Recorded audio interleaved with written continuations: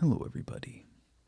This is Jane Eyre by Charlotte Brontë, Chapter 14. For several subsequent days I saw little of Mr. Rochester. In the mornings he seemed much engaged with business, and in the afternoon gentlemen from Millcote or the neighborhood called, and sometimes stayed to dine with him. When his sprain was well enough to admit of horse exercise, he rode out a good deal, probably to return these visits, as he generally did not come back till late at night.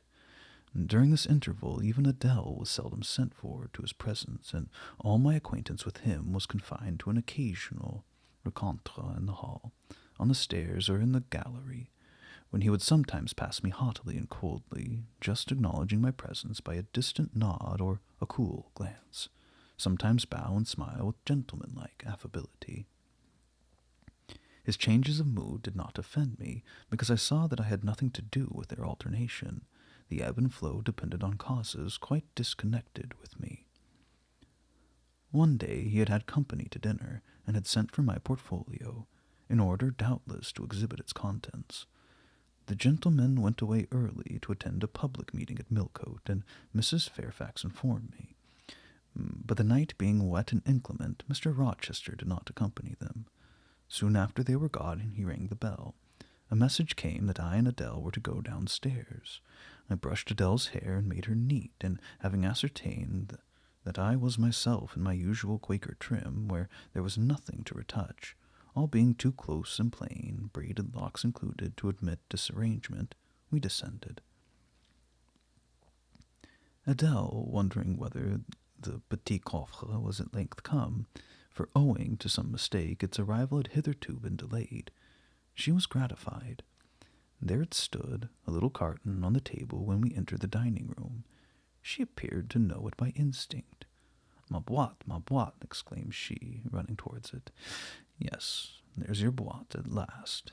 Take it into a corner, you genuine daughter of Paris, and amuse yourself with disemboweling it, said the deep and rather sarcastic voice of Mr. Rochester, proceeding from the depths of an immense easy-chair at the fireside.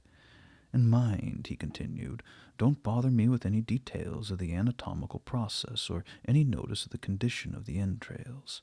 Let your operation be conducted in silence. Tiens-toi tranquille, enfant, comprends-tu?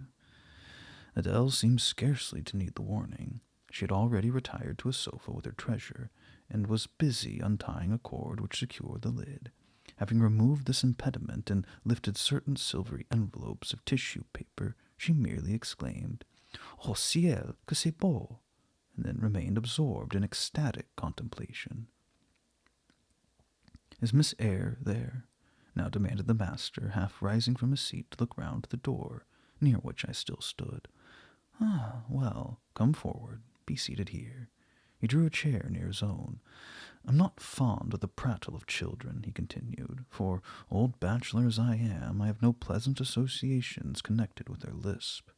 It would be intolerable to me to pass a whole evening tete-a-tete with a brat. Don't draw that chair further off, Miss Eyre. Sit down exactly where I placed it, if you please, that is. Confound these civilities, I continually forget them, nor do I particularly affect simple-minded old ladies. By the by, I must have in mind, I won't do to neglect her. She is a Fairfax, or wed to one, and blood is said to be thicker than water."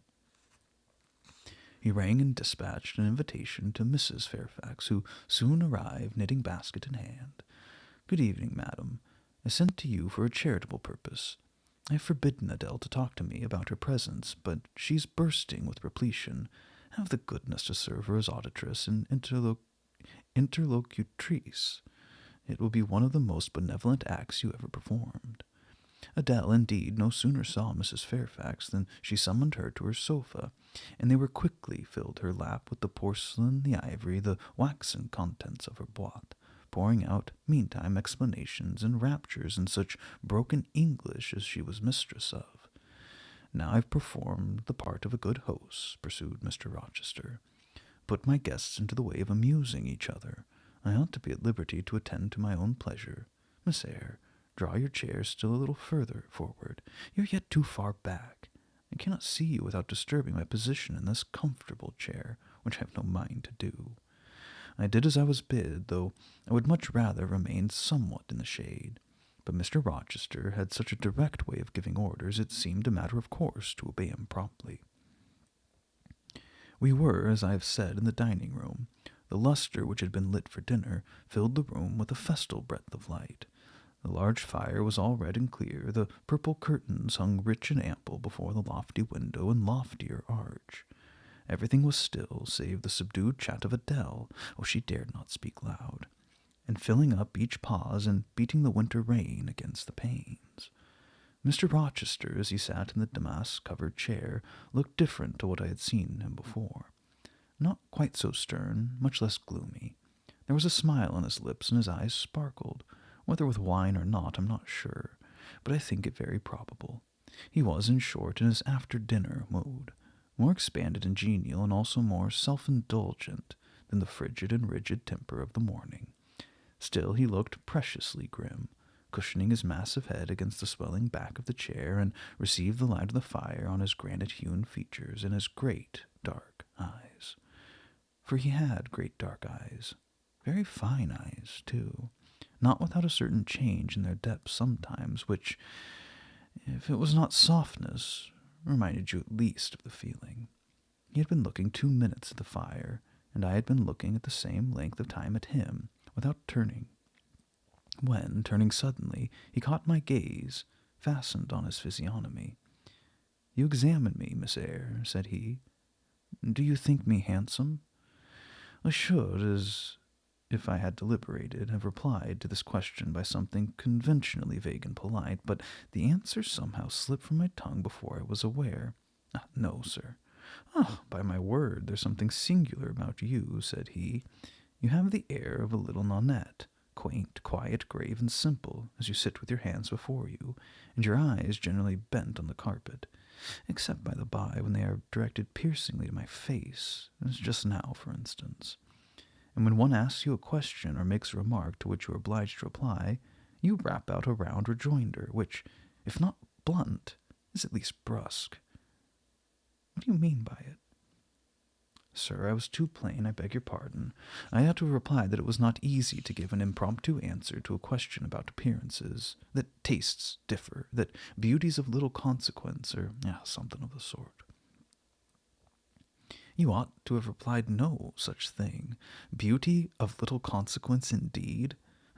And so, under pretense of softening the previous outrage, of stroking and soothing me into placidity, you stick a sly penknife under my ear. Go on.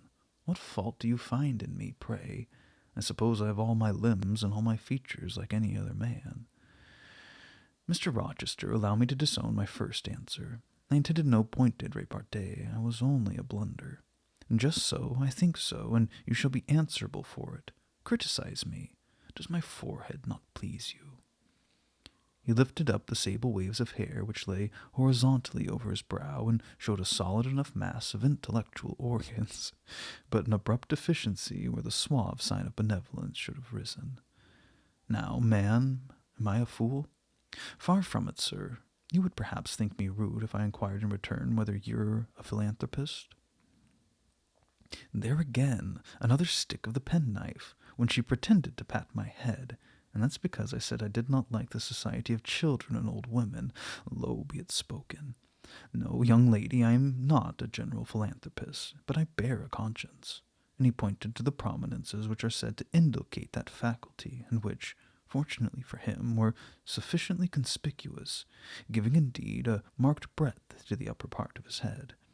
"And besides, I was once had a kind of rude tenderness of heart.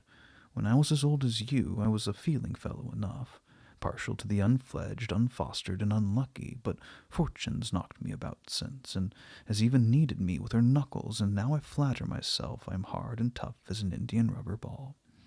Pervious, though, through a chink or two still, and with one sentient point in the middle of the lump. Yes, does that leave hope for me?" "Hope of what, sir?" "Of my final retransformation from Indian rubber back to flesh." Decidedly he's had too much wine, I thought, and I did not know what answer to make to his queer question. How could I tell whether he was capable of being retransformed? "You look very much puzzled, Miss Eyre. and though you're not pretty any more than I am handsome, yet a puzzled air becomes you. Besides, it's convenient, for it keeps those searching eyes of yours away from my physiognomy, and busies them with the worsted flowers of the rug. So puzzle on. Young lady, I am disposed to be gregarious and communicative tonight. With this announcement he rose from his chair and stood, leaning his arm on the marble mantelpiece. In that attitude his shape was seen plainly as well as his face. His unusual breadth of chest, disproportionate almost to his length of limb. I'm sure most people would have thought him an ugly man. Yet there was so much unconscious pride in his port, so much ease in his demeanor, such a look of complete indifference to his own external appearance, so haughty a reliance on the power of other qualities, intrinsic or adventitious, to atone for the lack of mere personal attractiveness, that in looking at him one inevitably shared the indifference, and even in a blind, imperfect sense put faith in the confidence. I'm disposed to be gregarious and communicative tonight, he repeated, and that's why I sent for you. The fire and the chandelier were not sufficient company for me, nor would Pilate have been, for none of these can talk. Adele is a degree better, but still far below the mark. Mrs. Fairfax ditto. You, I'm persuaded, can suit me if you will. You puzzled me the first evening I invited you down here. I've almost forgotten you since. Other ideas have driven yours from my head, but tonight I am resolved to be at ease, to dismiss what importunes and recall what pleases. It would please me now to draw you out, to learn more of you. Therefore, speak. Instead of speaking, I smiled, and not a very complacent or submissive smile either. Speak, he urged. What about, sir? Whatever you like. I leave both the choice of subject and the manner of treating it entirely to you. Accordingly, I sat and said nothing. If he expects me to talk for the mere sake of talking and showing off, he'll find he's addressed the wrong person, I thought. You were dumb, Miss Eyre. Oh, I was dumb still. He bent his head a little towards me, with a single hasty glance seemed to dive into my eyes. Stubborn? He said. And annoyed. Ah, it is consistent. I put my request in an absurd, almost insolent form. Miss Eyre, I beg your pardon. The fact is, once for all, I don't wish to treat you like an inferior. That is, correcting himself, I claim only such superiority as must result from 20 years' difference in age and a century's advance in experience. This is legitimate, et j'y tiens, as Adele would say. And it is by virtue of this superiority, and this alone, that I desire you to have the goodness to talk to me a little now, and divert my thoughts, which are galled with dwelling on one point, cankering as a rusty nail.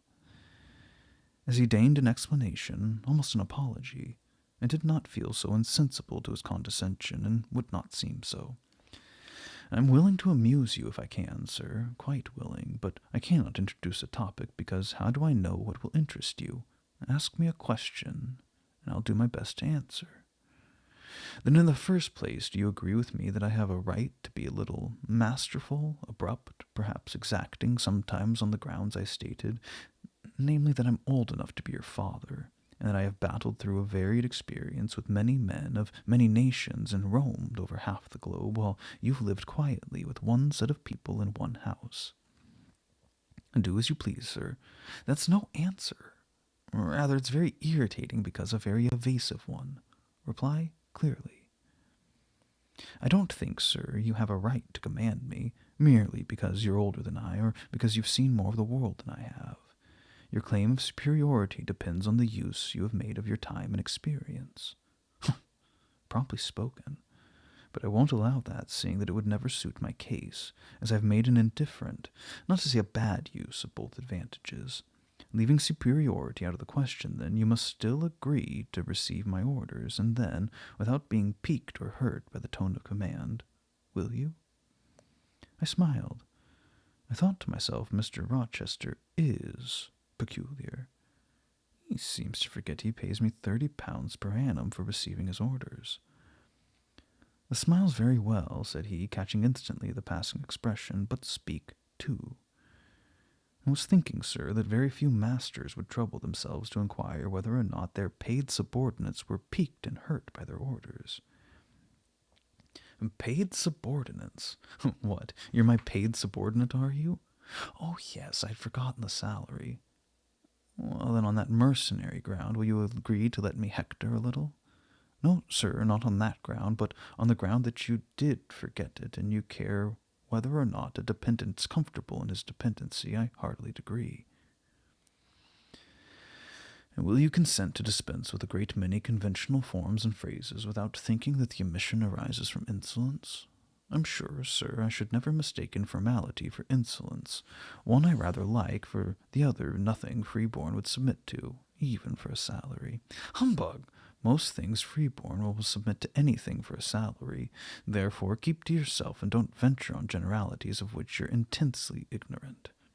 However, I mentally shake hands with you for your answer despite its inaccuracy, and as much for the manner in which it was said as for the substance of the speech. The manner was frank and sincere. One does not often see such a manner. No, on the contrary, affectionate, or coldness, or stupid, coarse-minded misapprehension of one's meaning are the usual rewards of candor. Not 3 in 3,000 raw schoolgirl governesses would have answered me as you have just done, but I don't mean to flatter you. If you are cast in a different mold to the majority, it's no merit of yours. Nature did it. And then, after all, I go too fast in my conclusions. For what I yet know, you may be no better than the rest. You may have intolerable defects to counterbalance a few good points. And so may you, I thought. My eye met his at the idea crossed my mind. He seemed to read the glance, answering as if its import had been spoken as well as imagined. Yes, you're right, said he. I've plenty of faults of my own, I know it, and I don't wish to palliate them, I assure you. God wot I need not be too severe about others. I have a past existence, a series of deeds, a color of life to contemplate within my own breast, which might well call my sneers and censures from my neighbors to myself. I started, or rather, for like other defaulters, I like to lay half the blame on ill fortune and adverse circumstances, was thrust onto the wrong track at the age of 21, and have never recovered the right course since. But I might have been very different. I might have been as good as you, wiser, almost as stainless. I envy you your peace of mind, your clean conscience, your unpolluted memory. Little girl, a memory without blot or contamination must be an exquisite treasure, an inexhaustible source of pure refreshment, is it not? How was your memory when you were 18, sir? All right, then. Limpid, salubrious, no gush of bilge water had turned into a fetid puddle. I was your equal at 18. Quite your equal. Nature meant me to be, on the whole, a good man, Miss Eyre. One of the better end, and you see I am not so. You would say you don't see it, at least I flatter myself I read as much in your eye. Beware, by the by, what you express with that organ. I'm quick at interpreting its language. Then take my word for it, I'm not a villain. You're not to suppose that, not to attribute to me any such bad eminence, but owing, I very believe, rather to circumstances than my natural bent, I am a trite, commonplace sinner, hackneyed in all the poor petty dissipations with which the rich and worthless try to put on life. Do you wonder that I avow this to you? Know that in the course of your future life you will often find yourself elected the involuntary confidant of your acquaintances' secrets.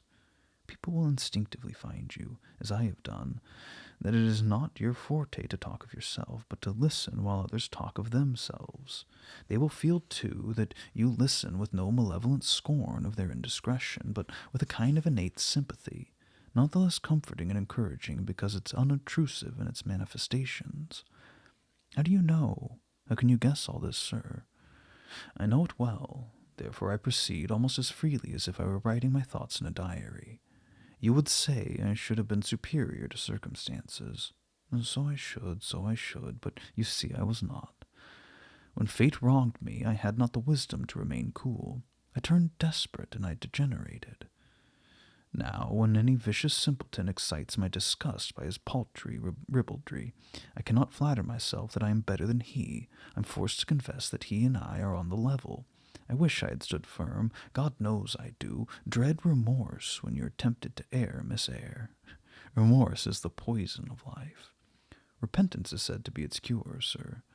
It is not its cure.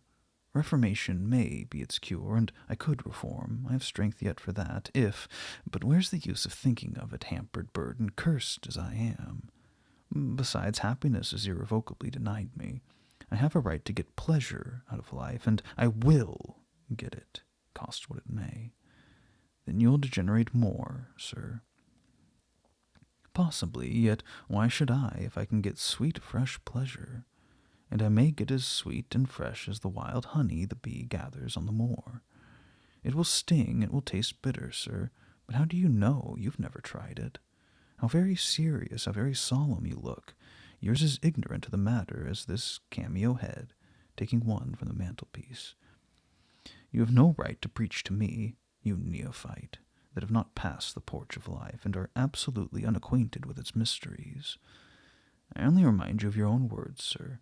You said error brought remorse, and you pronounced remorse the poison of existence. And who talks of error now? I scarcely think the notion that flitted across my brain was an error. I believe it was an inspiration rather than a temptation. It was very genial, very soothing. I know that. Here it comes again. It's no devil, I assure you. Or if it be, it's put on the robes of an angel of light. I think I must admit so fair a guest when it asks entrance to my heart.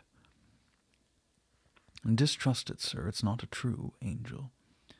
Once more, how do you know? By what instinct do you pretend to distinguish between fallen seraph of the abyss and a messenger from the eternal throne, between a guide and a seducer? I judge by your countenance, sir, which was troubled. When you said the suggestion had returned upon you, I feel sure it will work you more miserly if you listen to it. Not at all. It bears the most gracious message in the world. For the rest, you are not my conscience-keeper, so don't make yourself uneasy. Here, come in, bonny wanderer. He said this as if he spoke to a vision, viewless to any eye but his own, then folding his arms, which he held half extended on his chest, he seemed to enclose in their embrace the invisible being. Now, he continued, again addressing me, I have received the pilgrim, a disguised deity, I verily believe. Already I have done me good. My heart was the sort of channel. It will now be a shrine. To speak truth, sir, I don't understand you at all. I cannot keep up the conversation because it's gone out of my depth. Only one thing I know. You said you were not as good as you should like to be, and that you regretted your own imperfection. One thing I can comprehend. You intimated that I have a sullied memory was a perpetual bane. It seems to me that if you tried, you would in time find it possible to become what you yourself would approve, and that if from this day you began with resolution to correct your thoughts and actions, you would in a few years have laid up a new stainless store of recollections to which you might revert with pleasure. Justly thought, rightly said, Miss Eyre. And at this moment I'm paving hell with energy. Sir, I'm laying down good intentions which I believe durable as flint. Certainly my associates and pursuits shall be other than they have been. And better? And better. So much better as pure ore is than foul dross. You seem to doubt me. I don't doubt myself. I know what my aim is, what my motives are, and at this moment I pass a law, unalterable as that of the Medes and Persians, that both are right. They cannot be, sir, if they require a new statute to legalize them. They are, Miss Eyre, though they absolutely require a new statute. Unheard-of combinations of circumstances demand unheard-of rules. Oh, that sounds like a dangerous maxim, sir, because one can see at once that it's liable to abuse. Sententious sage, so it is, but I swear by my household gods not to abuse it. You are human and fallible. Yeah, I am, so are you. What then? The human and fallible should not arrogate a power with which the divine and perfect alone can be safely entrusted. What power? That of saying of the strange, unsanctioned line of action, let it be right. Let it be right, the very words you have pronounced then. May it be right then, I said as I rose, deeming it useless to continue a discourse which was all darkness to me, and besides, sensible that the character of my interlocutor was beyond my penetration, at least beyond its present reach, and feeling the uncertainty, the vague sense of insecurity which accompanies a conviction of ignorance. Where are you going? Oh, to put Adele to bed. It's past her bedtime. You're afraid of me because I talk like a sphinx. Your language is enigmatical, sir, but though I am bewildered, I am certainly not afraid. You are afraid. Your self-love dreads a blunder. In that sense, I do feel apprehensive. I have no wish to talk nonsense. If you did, it would be in such a grave, quiet manner, I should mistake it for sense. Do you never laugh, Miss Eyre? Don't trouble yourself to answer. I see you laugh rarely, but you can laugh merrily. Believe me, you are not naturally austere any more than I am naturally vicious. The Lowood constraint still clings to you somewhat, controlling your features, muffling your voice, and restricting your limbs. And you fear, in the presence of a man and a brother, or father, or master, or what you will, to smile too gaily, speak too freely, or move too quickly. But in time I think you will learn to be natural with me, as I find it impossible to be conventional with you. And then your looks and movements will have more vivacity and variety than they dare offer now. I see at intervals the glance of a curious sort of bird through the close-set bars of a cage. A vivid, restless, resolute captive is there. Were it but free, it would soar cloud-high. Are you still bent on going? It struck 9, sir. Never mind. Wait a minute. Adele's not ready to go to bed yet. My position, Miss Eyre, with my back to the fire, my face to the room, favors observation. While talking to you, I've also occasionally watched Adele. I have my own reasons for thinking her a curious study, reasons that that I shall impart to you some day. She pulled out of her box about 10 minutes ago a little pink silk frock. Rapture lit her face as she unfolded it. Coquetry runs through her blood, blends with her brain, and seasons the marrow of her bones. Il faut que je le sais, cried she, et l'instant même, and she runs out of the room. She's now with Sophie, undergoing a robing process.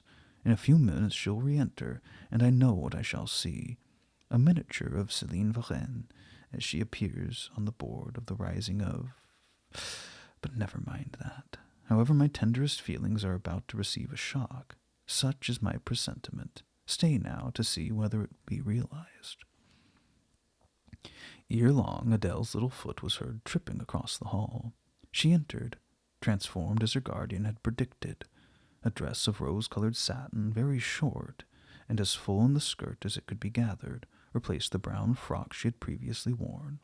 A wreath of rosebuds circled her forehead. Her feet were dressed in silk stockings and small white satin sandals. Est-ce que mon robe va bien? Cried she, bounding forwards. Et mes souliers, et mes bas. Tenez, je crois que je vais danser. And spreading out her dress, she chassed across the room. Still, having reached Mr. Rochester, she wheeled lightly round before him on tiptoe, then dropped on one knee at his feet, exclaiming, Monsieur, je vais vous remercier 1000 fois de votre bonté. Then rising, she added, C'est comme cela que maman faisait, n'est pas, monsieur? Precisely, was the answer, and comme cela she charmed my English gold out of my British breeches pocket. I've been green, too, Miss Eyre, aye, grass green. Not a more vernal tint freshens you now than once freshened me. My spring is gone, however, but it has left me that French floweret. My spring is gone, however, but it's left me that French floweret on my hands, which in some moods I would fain be rid of, not valuing now the root whence it sprang, having found that it was a sort of nothing but gold dust and cold. My spring is gone, however, but it's left me that French floweret on my hands, which in some moods I would fain be rid of, not valuing now the root whence it sprang, having found that it was a sort of which nothing but gold dust could manure. I have but half a liking to the blossom, especially when it looks so artificial as just now. I keep it and rear it rather on the Roman Catholic principle of expiating numerous sins, great or small, by one good work. I'll explain all this some day. Good night.